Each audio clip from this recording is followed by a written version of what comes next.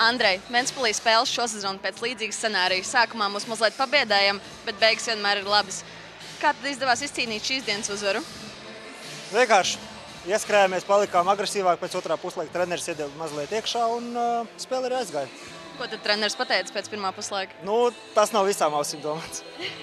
Un kā tad izjutāt tieši Liepājnieku agresivitāti un vēlmi izcīnīt pirmo uzvaru?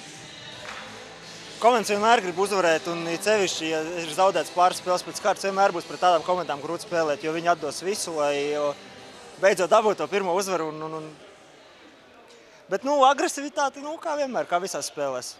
Kaut kur skrien, kaut kur lec, tā ir, kā ir. Jā, bet tomēr jūs bijāt pārāk, un kas tad izdevās uzbrukumā?